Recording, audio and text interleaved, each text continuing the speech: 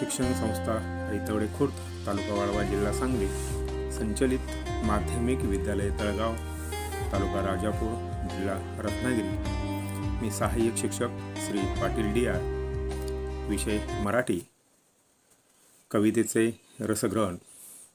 विद्यार्थी मित्र हो, कृतीपत्रिका प्रश्न क्रमांक 2B मध्ये आपल्याला कवितेचे रसग्रहण करा अशा प्रकारचा प्रश्न विचारला जातो आणि त्याला 10 गुणांसाठी तो प्रश्न विचारला जातो।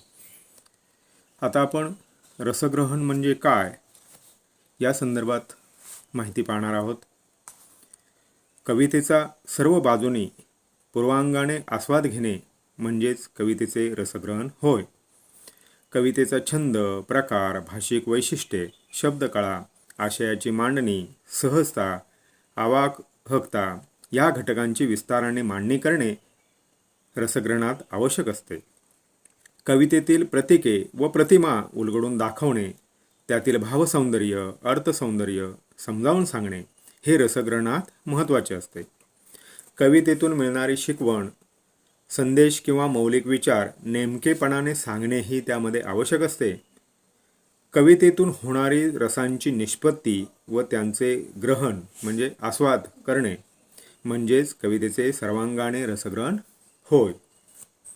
तर विद्यार्थी मित्रहो, आता आपण ह्या कृती सोडवण्याबाबत कशा प्रकारे अभ्यास आपल्याला करावा लागेल या संदर्भात माहिती पाहणार आहोत।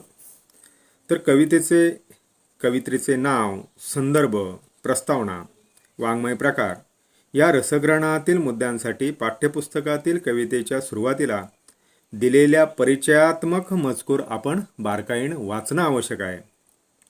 त्यानंतर कवितेचा विषय, मध्यवर्ती कल्पना, संदेश, भाषिक वैशिष्ट्ये, आवड नावड यासाठी मार्गदर्शकातील कवितेचा भावार्थ आपण नीट समजावून घेणे आवश्यक आहे।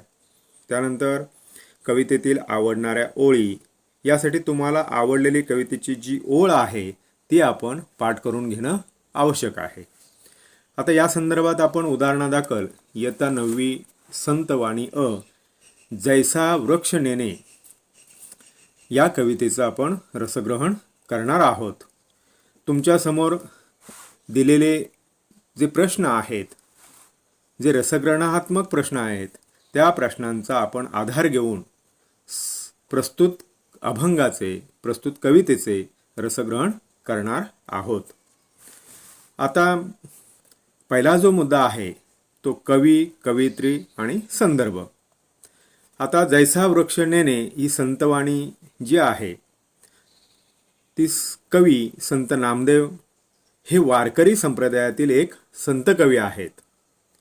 दुसरा मुद्दा प्रस्तावना, साधी, सरळ, सुबोध भाषा व उत्कटता ही संत नामदेवांच्या अभंग रचनेची वैशिष्ट्ये आहेत। सकल संत गाथा खंड पहिला यात असलेली संत नामदेव महाराजांची अभंग गाथा या काव्यसंग्रहातून प्रस्तुत अभंग हा घेतलेला आहे। तिसरा मुद्दा आहे वाङ्मय प्रकार म्हणजे काव्य प्रकार।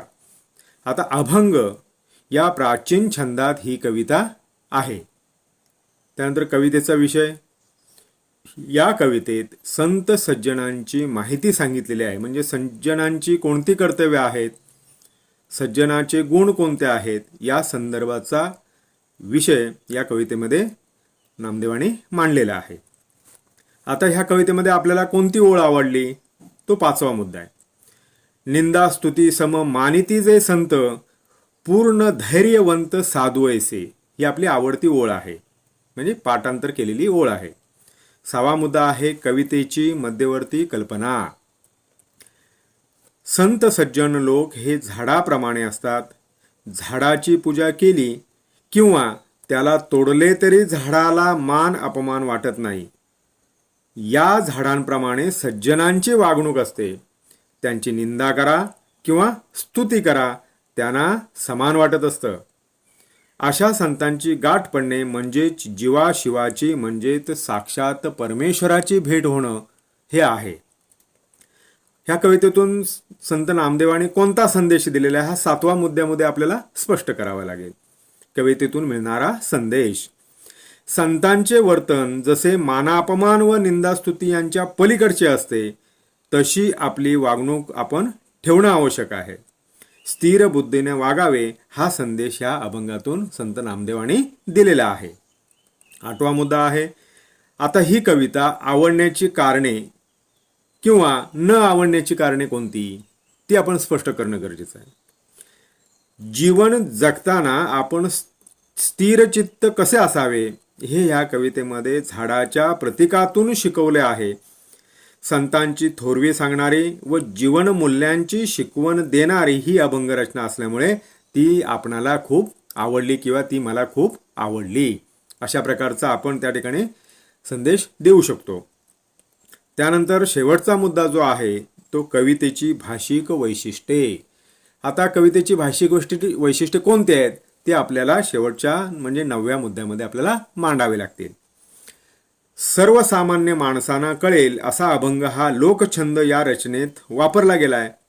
वृक्षाचे रूपक वापरून साध्या सुबोध भाषेत कवितेचा आशय पोचवला आहे. या रचनेत दुसऱ्या व तिसऱ्या रचनात यमक साधलेले आहे. दुसऱ्या आणि तिसऱ्या चरणामध्ये यमक साधलेला आहे. तर पहिल्या 3 चरणात 6 अक्षरे व चौथ्या चरणामध्ये 4 अक्षरे ही मोठ्या अभंगाची प्रामुख्याने वैशिष्ट्ये आहेत. तर लोक माणसाला परमार्थाची शिकवण सहजपणे देण्याचे कौशल्य सुद्धा या अभंगामध्ये साधलेला आहे. तर विद्यार्थी मित्रहो, अशा प्रकारे आपल्याला कृतीपत्रिकेमध्ये जो रसग्रहणाचा प्रश्न विचारला जातो तो त्या प्रश्नाचं उत्तर आपल्याला ह्या 9 मुद्द्यांच्या आधारे सहज आणि सोप्या भाषेमध्ये आपल्याला त्याची परिपूर्तता करता येतील. उत्तरपत्रिकेमध्ये आपल्याला लिहिता येईल. धन्यवाद.